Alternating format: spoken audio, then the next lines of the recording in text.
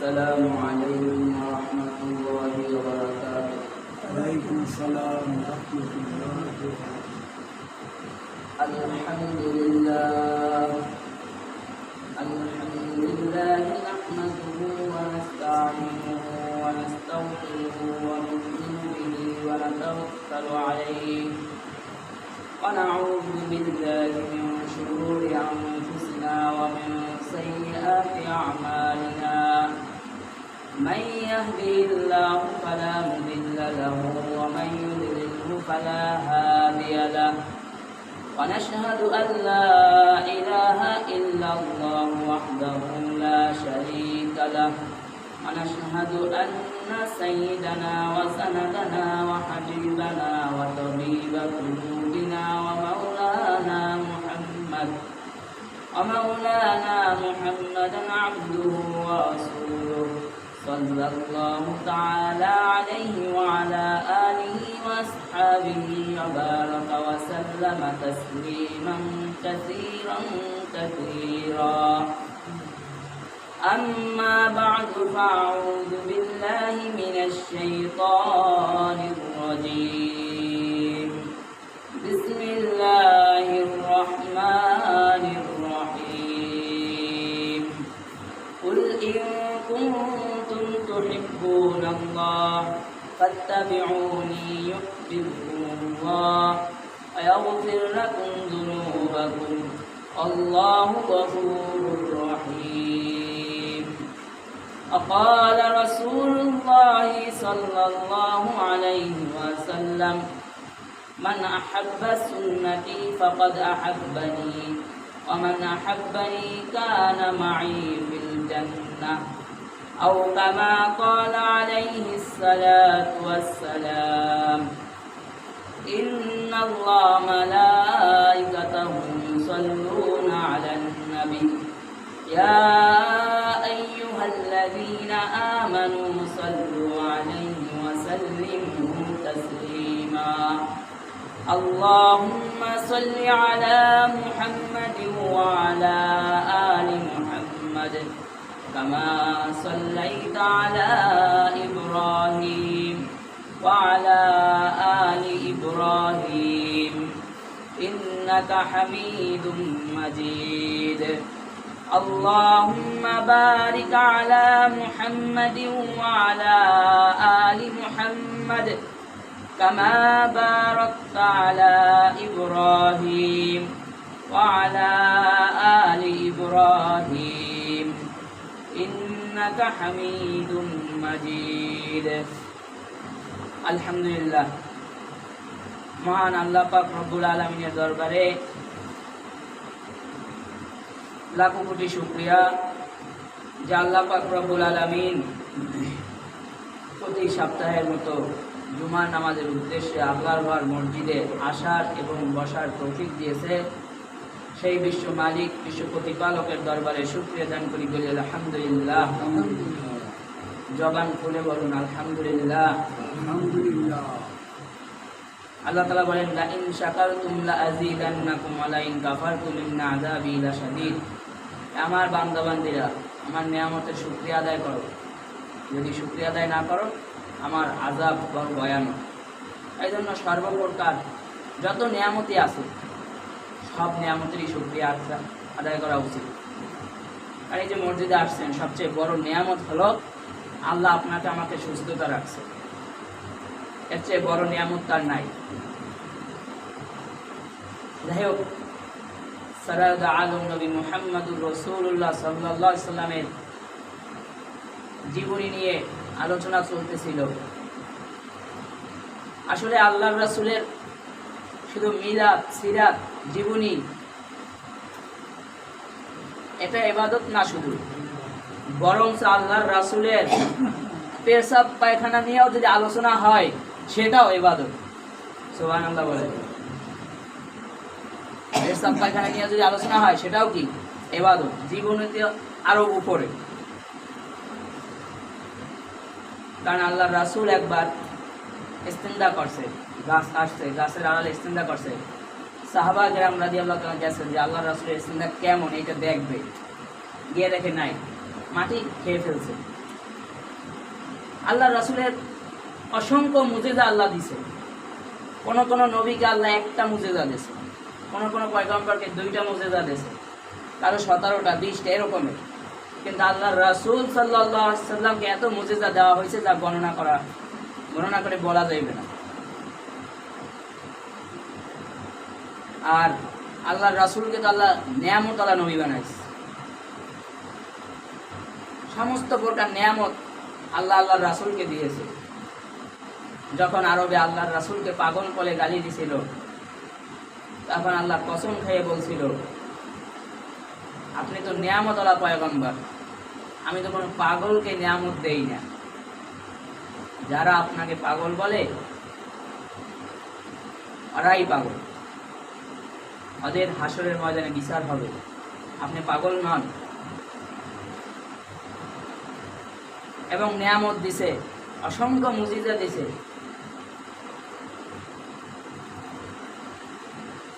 যেমন আবু জাহেল বলছিল যে বাতিজা মুহাম্মদ, তুমি যদি চাঁদ 2 ভাগ করে দেখাইতে পারো আমি মুসলমান হব। আল্লাহর রাসূল আঙ্গুলের ইশারা দিছে, সাথে সাথে চাঁদ 2 ভাগ হয়ে গেছে। সুবহানাল্লাহ। এবং এরকমের হাজার হাজার অনেক মুজিজা আল্লাহর রাসূলের আছে। আর এই উম্মতকে যে নিয়ামত দিছে আল্লাহর রাসূলের কারণে, এই উম্মত যেখানেই সেজদা দিবে, মানে গোটা জমিনটাই আল্লাহর রাসূলের জন্য মসজিদ বানাই দিছে আল্লাহ। উম্মত যেখানেই সেজদা দিবে সেখানেই আল্লাহকে সেজদা দেওয়া হবে। সুবহানাল্লাহ। কিন্তু তারপর আমাদের নামাজের খবর নাই। আসলে আল্লাহর রাসূলের জীবনের আলোচনা এটা করার মতো যোগ্যতা আমার নাই। আল্লাহর রাসূলের সাথে যদি কেউ আশিকে রাসূল হতে চায়, তার জন্য করণীয় হলো বছরে 1 দিন নয়, বছরে 1 মাস নয়, বরং এইভাবে হিসাব করা যে আল্লাহর রাসূল কি কাজ করছে, কোনটা করতে নিষেধ করছে, কোনটা করতে বলছে, এই অনুসরণও যদি করে তাহলেও আল্লাহর রাসূলের কাছাকাছি থাকবে। আব্দুল্লাহ ইবনে ওমর রাদিয়াল্লাহু তাআলা আনহু সফরে বের হয়েছেন। আব্দুল্লাহ ইবনে ওমর রাদিয়াল্লাহু তাআলা আনহু সফরের ভিতরে পথে যখন হাঁটতেছিলেন, হঠাৎ এক জায়গায় বসে এমন ভাবে বসতে মনে হইতেছে যেন সে ইস্তেনজা করবে, কিন্তু বসার সাথে সাথে আবার উঠে গেছে।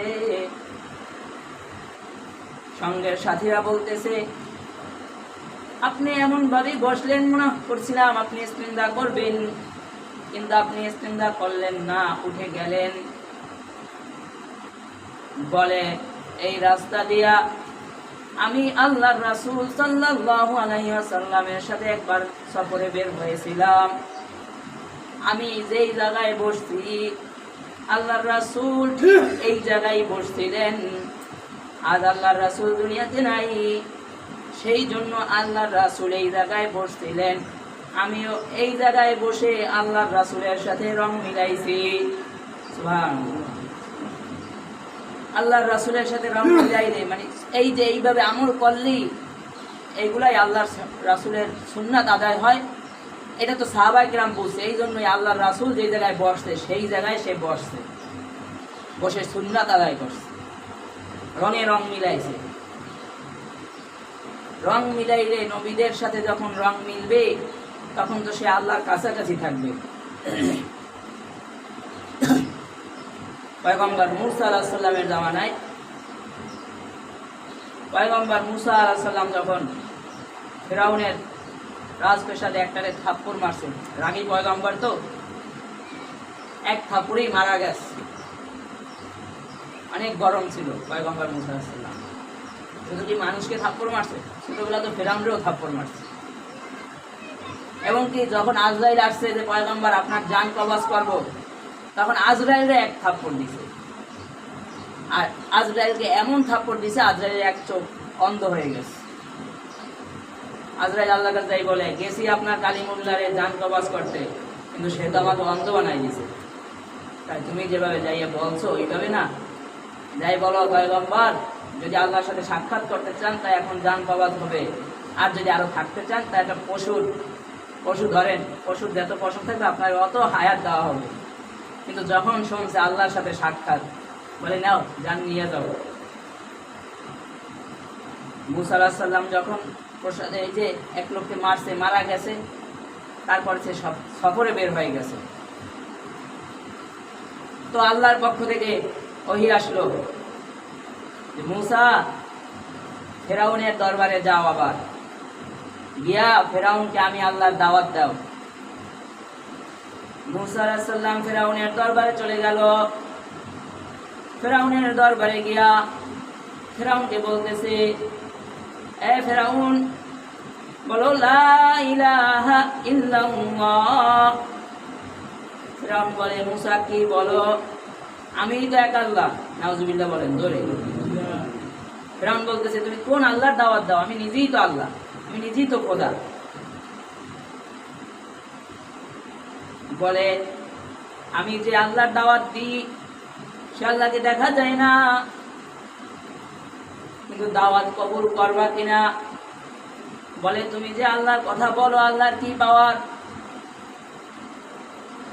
মুসা আলাইহিস সালাম বলে দেখো আমার হাতে লাঠি আছে, দেখো। বলে, ওরকম লাঠি আমার রাষ্ট্রের সাথে বহুত আছে, তাই বেশি কথা বললো না, লাঠি কিন্তু ছেড়ে দিব। তাই ছাড়ো দেখি।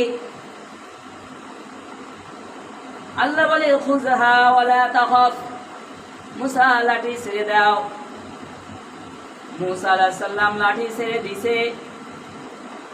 লাঠি ছাড়ার সাথে সাথে এত বড় বিশাল সাপ হয়ে গেছে, ফেরাউন ভয় পেয়ে গেছে। শুধু ফেরাউন ভয় পাইছে তা না, ফেরাউনের দরবারে যত লোকজন ছিল সবগুলা ভয় পাইছে। কোরআন বলে ফেরাউনের দল বল, আর ফেরাউন শুধু ভয় পাইছে না, পয়গম্বর মুসা আলাইহিস সালাম নিজেই ভয় পেয়ে গেছে। সুবহানাল্লাহ। কারণ এই সাপের দুই ঠোঁটের মাঝখানের জায়গা হলো 40 গজ। সুবহানাল্লাহ, জোরে পান। এত বড় সাপ হয়েছে যে দুই ঠোঁটের মাঝখানের জায়গায় 40 গজ। মুসা আলাইহিস সালাম নিজেই ভয় পেয়ে গেছে। এবার আল্লাহ বলতেছে, মুসা আবার লেজ ধরেন, কিন্তু মুসা আলাইহিস সালাম সাহস পাইতেছে না। বলে, ধরেন, আবার লাঠি হয়ে যাবে। আপনি পয়গম্বর, আপনি কেন ভয় পান? আবার ধরার সাথে সাথে ওইটা লাঠি হয়ে গেছে। এবার ফেরাউন বলে, মুসা, ভাবছিলাম কোন আল্লাহর দাওয়াত নিয়ে আসছো, কিন্তু দেখি না তুমি জাদু শিক্ষা শিখে আসছো। যেভাবে আবু জাহেল মুহাম্মদুর রাসূলুল্লাহ সাল্লাল্লাহু আলাইহি সাল্লামকে বলছে, চাঁদকে যদি 2 ভাগ করতে পারেন তাইলে আমি মুসলমান হব। মুহাম্মদুর রাসূলুল্লাহ সাল্লাল্লাহু আলাইহি সাল্লাম যখন চাঁদ 2 ভাগ করছে, আবু জাহেল বলতেছে, তুমি তো ভালোই জাদু শিখছো। যুগে যুগে পয়গম্বরদের মুজিজা দেখে কাফের মুশরিকদের দল এটাকে জাদু বলছে। আর মুসা আলাইহিস সালামের সময় জাদু খেলা এটা একটা মানে আন্তর্জাতিক মানের খেলার, মানে এই খেলাটার একটা প্রভাব ছিল মানুষের ভিতর। এবার ফেরাউন বলে, তুমি যেহেতু জাদুই শিখছো, তাহলে আমি জাদুকরদেরকে খবর দিব এবং জাদুকরদের সাথে তোমার খেলা হবে। এখানে পয়গম্বর মুসা আলাইহিস সালাম বলতে পারতো, আমি কোনো জাদুকর না, এটা আল্লাহর মুজিজা, এটা আল্লাহ আমাকে মুজিজা দিয়েছে, সেই মুজিজা। কিন্তু পয়গম্বর বলে নাই। পয়গম্বর বলে, হ্যাঁ আমি খেলবো। কারণ হলো, এখন দাওয়াত দিলে শুধু ফেরাউনরে একারে দাওয়াত দেওয়া হবে, কিন্তু যখন আরো খেলোয়াড় আসবে তখন সবাইকে একসাথে দাওয়াত দিতে পারবে। মনে করেন এখন প্রধানমন্ত্রী ডক্টর ইউনূস এ যদি বলে অমুক স্টেডিয়ামে অমুক অমুক দল খেলবে, সেখানে আমি উপস্থিত থাকব, তো খেলায় তো স্টেডিয়ামে লোকজন তো ভরিয়ে যাইবে যে ডক্টর ইউনূস আসবে, প্রধানমন্ত্রী আসবে, দেখতে যাবে না? হুম।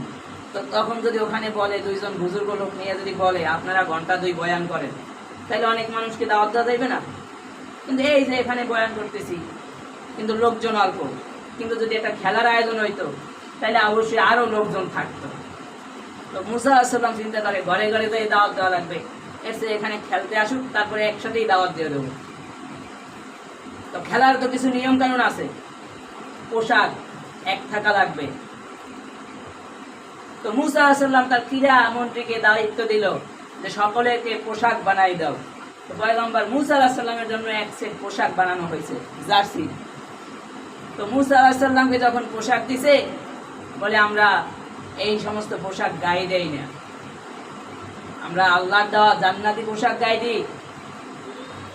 তখন ওই ক্রীড়ামন্ত্রী বলতেছে, পয়গম্বর এই পোশাক গায়ে দিয়ে খেলা লাগবে, আর বেশি কথা বললে লাঠি কিন্তু ছাইড়ে দেন।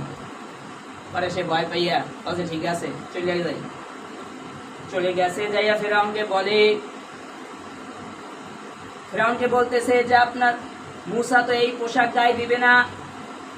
ওই এর ভিতর থেকে একজন বুদ্ধিমান ছিল, বুদ্ধিমান বলতেছে তাহলে ফেরাউনের গায়ে যে পোশাক দেখা যায় ওই পোশাক বানাইয়া সব জাদুঘরের গায়ে দেওয়ান। এবার সুন্নতি পোশাক বানাইয়া জাদুঘর যারা খেলবে তাদেরকে সুন্নতি পোশাক গায়ে দেওয়ানো হয়েছে। যেইবার নতুন আবিষ্কার, খেলার পোশাক নতুন আবিষ্কার হয়েছে, এই পোশাক গায়ে দিয়ে খেলা হবে। আসলে এটা সুন্নতি পোশাক।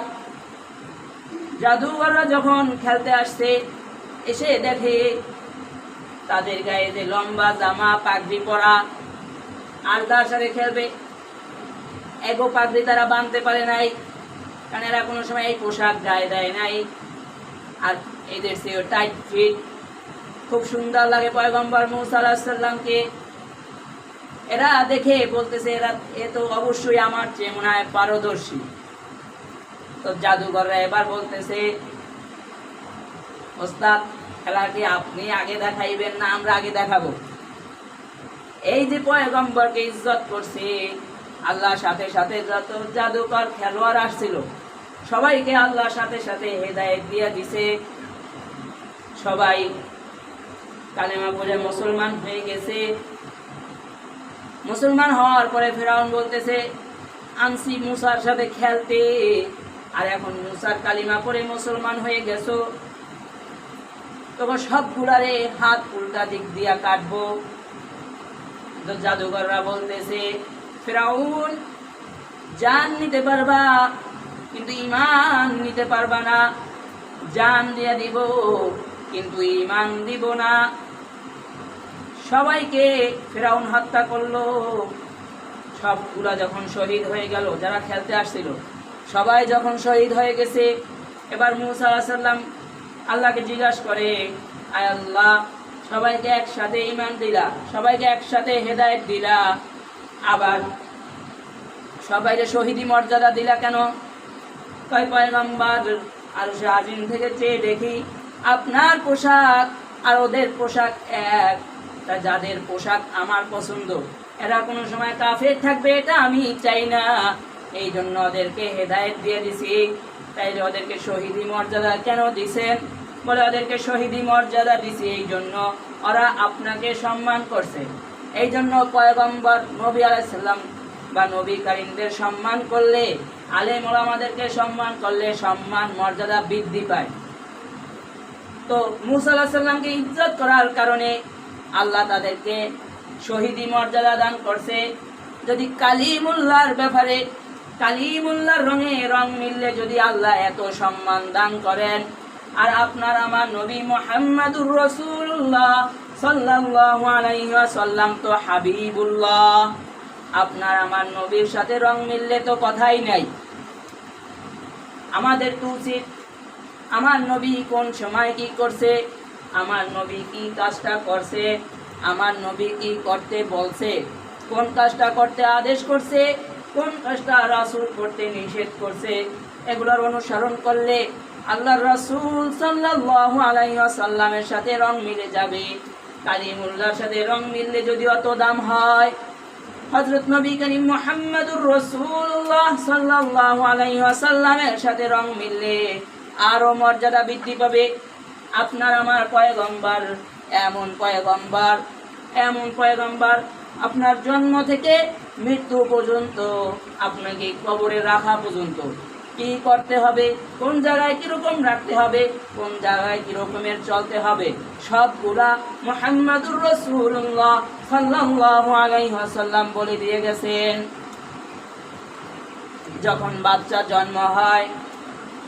জন্ম হওয়ার পরে নিয়ম হলো, বাচ্চা প্রসব হয়েছে তো কানের সাথে সাথে ডান কানে আজান দেওয়া, বাম কানে ইকামত দেওয়া। এখন তো বর্তমানে আমরা মহিলাদেরকে আজান শিক্ষা দেই না। মহিলা কি মসজিদে মুয়াজ্জিন চাকরি করবে? কিন্তু মহিলারাও এক সময় আজান দিতে পারে। এক সময়ের জন্য মহিলারা মুয়াজ্জিন। যখন বাচ্চা হয়েছে ওখানে তো আর কোনো পুরুষ নাই, ওখানে আজান দিবে কে? তখন মহিলারা আজান দিবে। বাচ্চা হওয়ার সাথে সাথে আজান দিতে হয়, কিন্তু আমরা 2 মাস পর হুজুর কাছে নিয়ে আসি, 1 মাস পর হুজুর কাছে নিয়ে আসি। অথচ নিয়ম হলো, সুন্নাত হলো, বাচ্চা হয়েছে সাথে সাথে ওর কানে আল্লাহর নাম শোনাও। কিন্তু তা তো করি না। তারপরে বাচ্চা যখন হয়েছে এই সাথে সাথে আজান, তারপরে কোনো বুজুর্গ লোকের দ্বারা খেজুর বা মিষ্টি জাতীয় কোনো খাদ্য এগুলো চিবিয়ে ওইটা লালা বাচ্চার মুখে দেওয়া, তাহনিক করা, এগুলো আমরা করিই না। এখন বর্তমানে অধিকাংশ বাচ্চা পাওয়া যায় এদের ডান কানে আজানও হয় না আর বাম কানে ইকামতও হয় না। এবং কি এমনও আছে জানেও না যে ডান কানে আজান দিতে হয়, বাম কানে ইকামত দিতে হয়। কোনো হুজুরদের মাধ্যমে বা বুজুর্গ লোকদের মাধ্যমে মিষ্টি জাতীয় কিছু চিবিয়ে সেইটাকে খাওয়াইতে হয়, এটা এখন মুসলমানরা জানেই না। তা আমল করবে কিভাবে? এইবার তো আমি একবার বের হয়েছি, বাচ্চা হয়েছে, আমাকে আসতে জরুরি একটু চলেন, চিনে না আর কি, বলে আজান দেওয়া লাগবে। আমি বলি বাচ্চা হয়েছে কোন সময়? এই 2 ঘন্টা হয়েছে। এই 2 ঘন্টা বাচ্চা বাহিরের আওয়াজ শুনছে, মহিলারা নানান কথাবার্তা বলছে, এই কথাবার্তা শুনছে। অথচ নিয়ম হলো দুনিয়াতে আসবে সাথে সাথে পশ্চিম দিকে ধইরা ডান কানে আজান, বাম কানে ইকামত, এটা হলো নিয়ম। শুধু কি এইখানেই শেষ? আবার 7 দিন পরে আকিকা আছে। কিন্তু আকিকা হলো ছেলে হইলে একটা ছাগল, ছেলে হলে 2টা ছাগল, মেয়ে হইলে একটা ছাগল। কিন্তু আকিকা আমরা কিরকম করি? নবীর নিয়মের বাইরে করি। নবীর নিয়ম হলো আকিকা করবে, সবাই কি গোস্ত খেতে পারবে। কিন্তু আমরা কি করি? আকিকার আয়োজন করি, দিন দেখি না কিভাবে করতেছি, দিন তো দেখিই না। গেট করে গেটের কাছে একজন বসে থাকে, কাগজ কলম নিয়ে বসে থাকে। কে আসছে, কয় টাকা দিছে, এটা লিস্ট হইতেছে। তাইলে আপনি আকিকার ফজিলত পাইলেন কোথায়? যদি কেউ খুশি মনে বাচ্চার হাতে কিছু দেয় সেটা হলো ভিন্ন ব্যাপার। কিন্তু আপনি যেভাবে কাগজ কলম নিয়ে গেটে বসছেন, আপনি তো এটা ব্যবসা করতেছেন। মানে আপনার খরচ হয়েছে 10,000, আপনার টার্গেট উঠাইতে হবে 20,000। আমাকে একবার এক জন্মদিনে দাওয়াত দিছে, আমি বলছি আমি জন্মদিনের খানা খাই না, কেক কাটবে। পরে কিছুদিন পরে 3-4 দিন পরে বলতেছে 5,500 টাকা খরচ করছি, করছে 2,000 টাকা, এতগুলা টাকা লস। তো আমাদের আয়োজন তো থাকে লাভ, ব্যবসা। আর একবার দেখছি আমার বাসার কাছেই মসজিদ থেকে 1.5 মিনিট দূরে বাসা, মেয়ের বুড়ো হয়ে গেছে, 6 বছর বয়স, এই মেয়ের জন্মদিন পালন করে। মসজিদে আজান হইতেছে কিন্তু এত জোরে বক্স বাজাইতেছে, মানে এ আজান শুনতেই এসে না। মানুষ ধাবার দিছে, তারপরে বক্স বন্ধ করছে। যেই বাচ্চার জন্মদিন পালন করতে গিয়ে আপনি আজানের শব্দ আপনার বাচ্চার কানে যায় না, একে আপনি আব্দুল কাদের জেলানী আর খাজা মঈনুদ্দিন বাইজিদ বোস্তামি বানাবেন, রাবেয়া বসরি বানাবেন, খাদিজা বানাবেন, আয়েশা বানাবেন, আশা করেন বরঞ্চ আয়েশা হবে না, আব্দুল কাদের জেলানী হবে না, খাজা মঈনুদ্দিন হবে না, বরঞ্চ তাসলিমার মতো একটা বেশ্যা হয়ে জন্ম নিবে। কারণ আজান যাদের আওয়াজ কানে দিছেন এরা কি ভালো? বক্স বাজিয়ে যাদের আওয়াজ কানে দিতেছেন এরা তো নর্তকী। তো এদের আওয়াজ কানে গেলে সেই চরিত্র হবে না আল্লাহর ওলি হবে? তো নিয়ম হলো আকিকা করা, সুন্দর নাম রাখা। নাম রাখি, আলেমদের পরামর্শ নেই না, আরবি শব্দ পাইছে বাস নাম রেখে দিছে। নাম রাখতে হবে অর্থবোধক শব্দ দিয়ে, যেটার অর্থ সুন্দর। আরবি শব্দ হইলেই যে নাম রাখা যাবে সেটা না। নমরুদ কোরআন শরীফে আছে, ফেরাউনও কোরআন শরীফে আছে, কিন্তু এগুলো তো যেমন রাখা যায় না, কিছু শব্দ আছে শুনতে খুব ভালো লাগে, নামগুলো শুনতে খুবই ভালো লাগে, কিন্তু ওইটার দ্বারা অর্থ যে একটা অর্থ হবে সেই অর্থ হইতেছে না। তো এই জন্য নাম রাখতে হয় আলেমুল আমাদের কাছে জিগাইয়া তারপরে নাম রাখতে হয়, যেই নামটা রাখতে চাই এটা রাখা যাইবে কিনা। সুন্দর নাম রাখা, এটা হলো বাচ্চা হওয়ার পর। তারপরে কেমনে ঘুমাবে এই উম্মত সেটাও শিক্ষা দিছে, কেমনে ইস্তিনজা করবে, বাম পা দিয়ে বাথরুমে প্রবেশ করবে, দোয়া পড়বে, আবার বের হওয়ার সময় ডান পা দিয়ে বের হবে, বাথরুমে যখন থাকবে মাথায় টুপি পরবে। আমরা তো টুপি নিয়ে বাথরুমে যাওয়া মনে করি যে খারাপ কাজ, আস্তাগফিরুল্লাহ, টুপি নিয়ে বাথরুমে গেছ, এরকম বলি না? আসলে না, টুপি নিয়ে বাথরুমে যাওয়ার নিয়ম সুন্নাত। বাথরুমে বদ জিন থাকে, মাথা খোলা থাকলে বা শরীর উদ্দা থাকলে তখন জিন ভর করে, এজন্য টুপি মাথায় দেওয়া বাথরুমে যাওয়া সুন্নাত। তারপরে মসজিদে আসবেন, ডান পায়ে প্রবেশ করবেন, দোয়া পড়বেন, বাম পা দিয়ে বের হবেন, এগুলো সব শিক্ষা দেওয়া গেছে। ঘুমাইতে যাবেন, ডান কাত হয়ে দোয়া পড়ে তারপরে ঘুমাইতে হবে, এগুলো সুন্নাত। আমরা তো সুন্নাত খুঁজিও না আর সুন্নাতের আমলও করি না। আর সাহাবা কেরাম রাদিয়াল্লাহু তাআলা আনহু তো আল্লাহর রাসূলের হুবহু নকল ফটোকপি ছিল,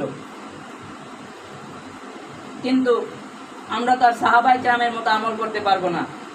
চার মাযহাবের চার ইমাম, একজন হলো ইমাম আবু হানিফা রাহমাতুল্লাহ আলাইহি, আরেকজন হলো ইমাম শাফি রাহমাতুল্লাহ আলাইহি, আরেকজন হলো ইমাম হাম্বল রাহমাতুল্লাহ আলাইহি, ইমাম মালিক রাহমাতুল্লাহ আলাইহি।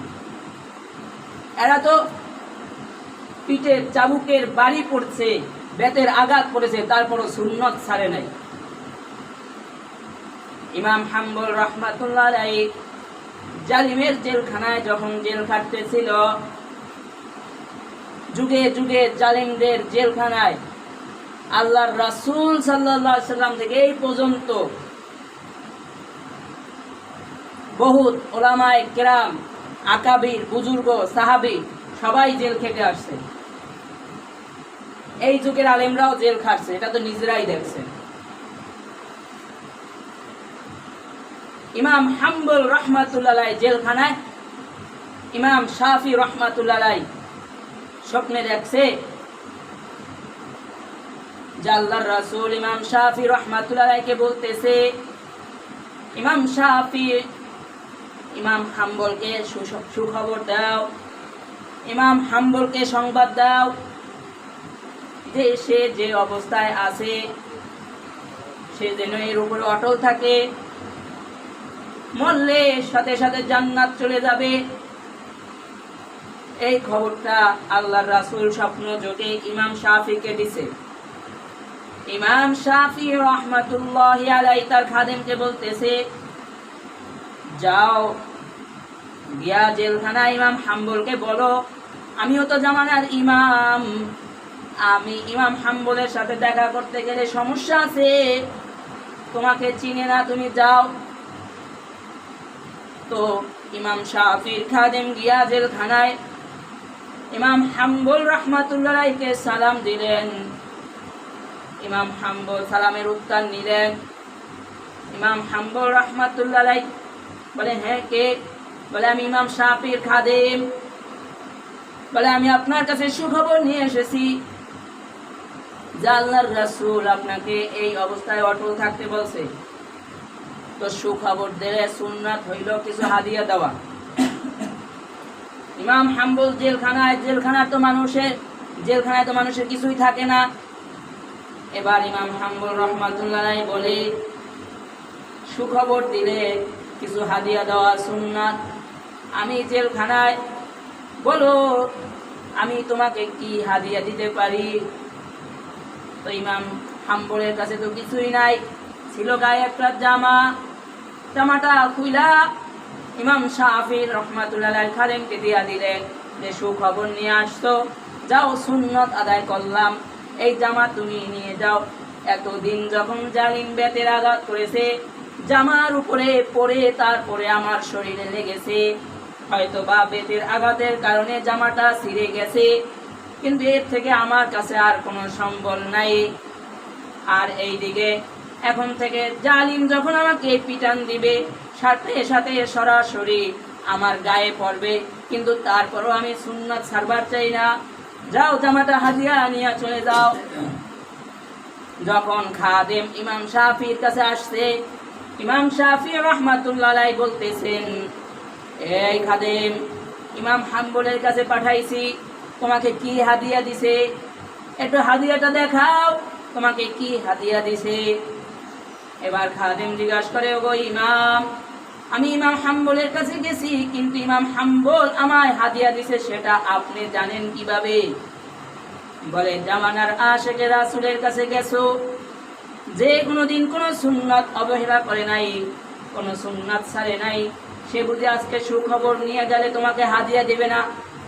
কি হাদিয়া দিছে এটা একটু দেখাও। তো ইমাম শাফির খাদেম রক্ত ভেজা জামা দিয়া বলে, তার কাছে জেলখানায় আর কিছু নাই, সে আমাকে ছিঁড়া জামাটা হাদিয়া দিছে। ইমাম শাফি বলে, দে জামাটা একটু আমার কাছে দে।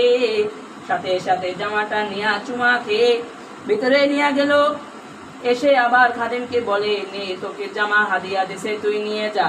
খাদেম হাতে নিয়ে বলে, ও ইমাম, জামা আমি আপনার কাছে শুকনা জামা দিছি, কিন্তু এখন আপনি আমাকে ভিজা জামা দিলেন কেন?